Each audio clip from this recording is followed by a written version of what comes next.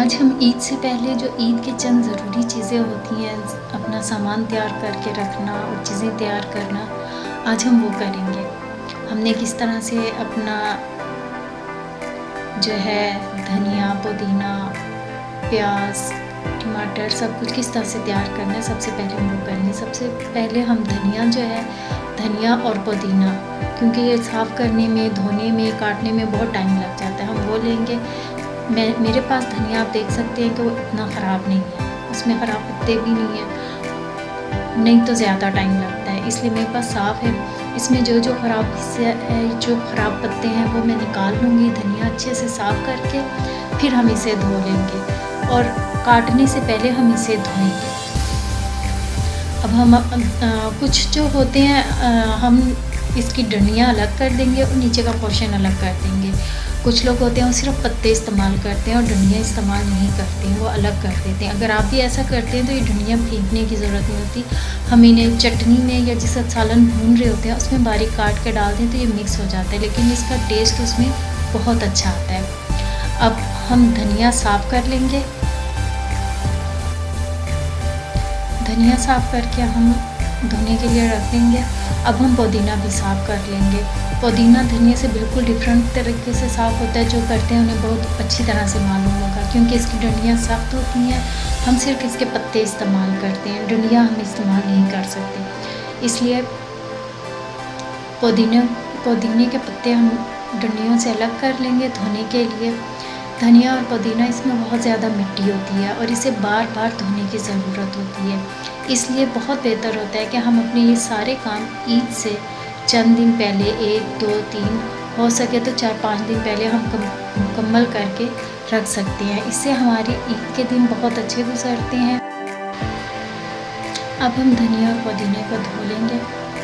मैं किचन का जो सिंक होता है उसी के अंदर मैं धोने लगी हूँ, क्योंकि बर्तन वगैरह मशीन में धुल जाते हैं और सिंक साफ़ है। अगर आपका सिंक साफ़ है तो आप उसमें धो सकते हैं, अगर नहीं तो आप अलग से एक बर्तन लेके टब, क्योंकि किचन में एक एक्स्ट्रा टब लाजमी होता है इस तरह की सब्ज़ियाँ, धनिया, पुदीना, पालक, इस तरह की सब्ज़ी धोने के लिए, क्योंकि इसके लिए हमें पानी भी ज़्यादा चाहिए होता है और हमने इसे खुले बर्तन में अच्छी तरह से धोना होता है।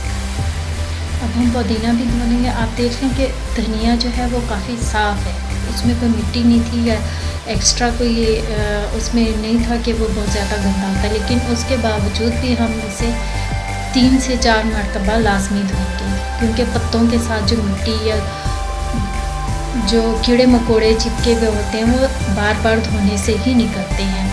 अब हम पुदीना भी धो के अलग कर लेंगे। अब हम एक मरतबा दोबारा से धनिया और पुदीने को धोएंगे।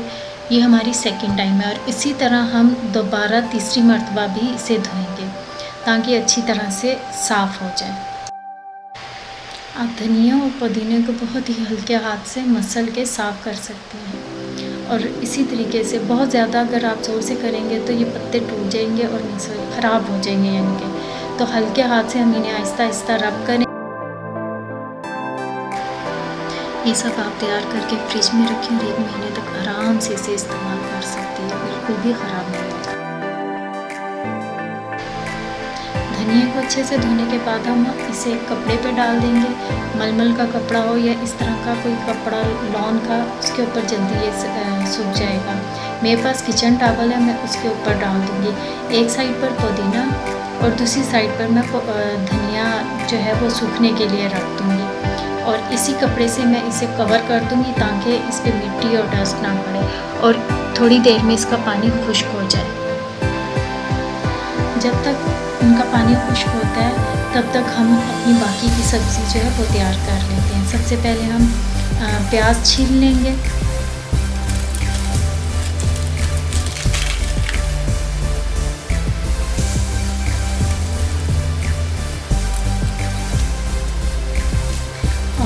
फिर हम लहसुन भी साथ छील लेंगे। लहसुन को छीलने का एक और तरीका भी होता है। आप उसे एक साइड से एक पहला जो उसका होता है पीस उतार के फिर उसके बाद आप उसमें हल्के से छुरी डाल के जब आप उसे घुमाते हैं तो वो लहसुन छिला हुआ बाहर आ जाता है।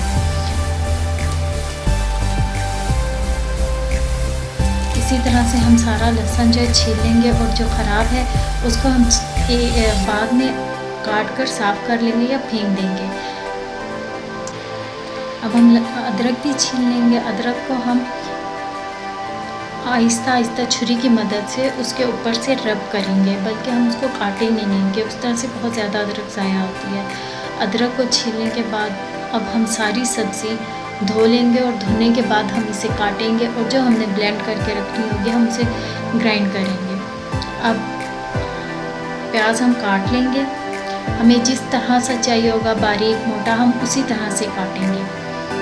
प्याज काटने के बाद हम इसे एक एयर टाइट बॉल में डालेंगे, क्योंकि फ्रिज में प्याज की स्मेल बहुत जल्दी फैलती है। मेरे पास एयर टाइट है, आप भी एयर टाइट में डाल के और पैक करके तो फिर फ्रिज में रखें। और अगर आपके पास ना हो तो आप डबल शॉपर भी इस्तेमाल कर सकते हैं। इसी तरह से हम टमाटर भी काट लेंगे और उसे भी एक बॉल में डाल के फ्रिज में रख देंगे। अब हमने जो लहसुन और अदरक छिला था उसका हम एक पेस्ट बना लेंगे। पेस्ट बनाते हुए आप देख लें आपने अलग अलग बनाना है या इकट्ठे बनाना है। मैं यहाँ पे इकट्ठा लहसुन और अदरक का पेस्ट बना रही हूँ। अगर आपने बहुत बारीक करना है तो पानी शामिल कर लें, लेकिन अगर आपने थोड़ा क्रंची सा रखना है तो आप उसमें पानी शामिल ना करें। पेस्ट मैं एक बॉटल में निकाल लूँगी।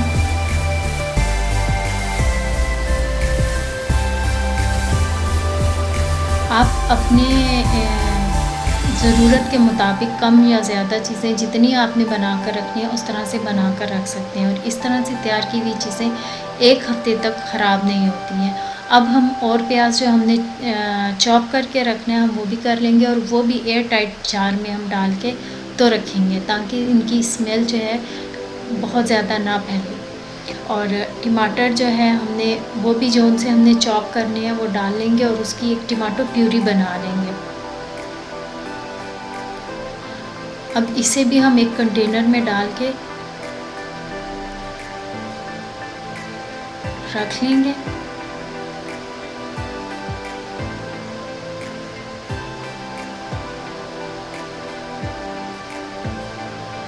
धनिया और पुदीना जो हमने धो के साफ़ करके रखा था वो खुश्क हो चुका है।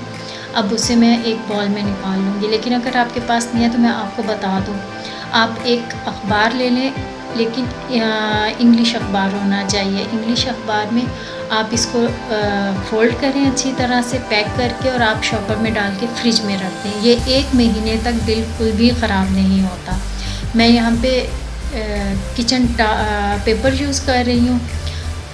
पहले मैं उसे बॉल में बिछा लूँगी, फिर उसके बाद मैं एक साइड पे उसमें धनिया रख दूँगी और एक साइड पे पुदीना, लेकिन उसके लिए मैं इसमें पार्टीशन कर दूँगी। जो मैं पेपर इस्तेमाल करूँगी उससे मैं इन दोनों चीज़ों को अलग अलग फ़ोल्ड कर दूँगी ताकि ये ख़राब ना। आप चाहें तो अलग अलग भी रख सकते हैं और अगर आपका जो बॉल है वो बड़ा है तो आप इकट्ठे भी रख सकते हैं।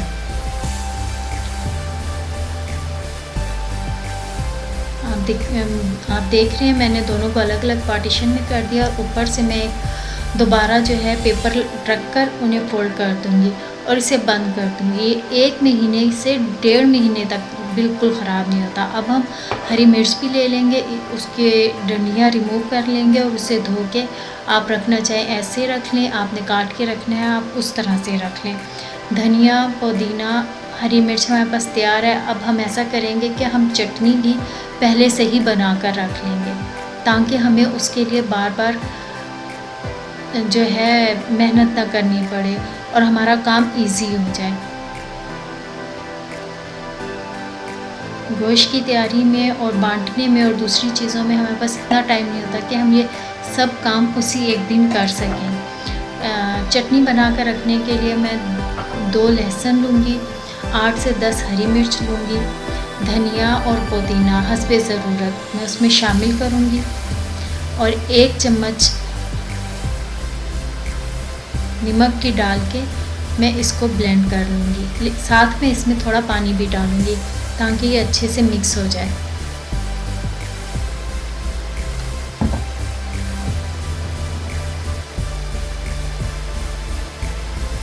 मेरे पास मेरे पास ताज़ा न्याज़बो है, मैं कुछ पत्ते न्याज़बो के तोड़कर और उन्हें धोकर बीच में शामिल कर दूँगी। इसके साथ खुशबू बहुत अच्छी आती है। ये चटनी बनाकर आप रख लें। आपके पास टमाटर का पेस्ट भी बना हुआ होगा। अगर आपने उस वक़्त दही के साथ इसे इस्तेमाल करना है तो दही में डाल के फ़ौरन से आप सर्व कर सकते हैं, और अगर आपने टमाटरों के साथ इसे सर्व करना है तो आपकी टमाटर प्यूरी भी तैयार होगी। आप इन दोनों चीज़ों को मिक्स करके तो सर्व कर सकते हैं। 2 दिन आपके लगेंगे ईद से पहले, और उसके बाद आप लॉन्ग टाइम जो है इसके बेनिफिट आपको याद रहेंगे। आप ज़रूर ट्राई कीजिएगा। हमारे चैनल को लाइक और सब्सक्राइब कीजिएगा। Thank you. अल्लाह हाफ़िज़।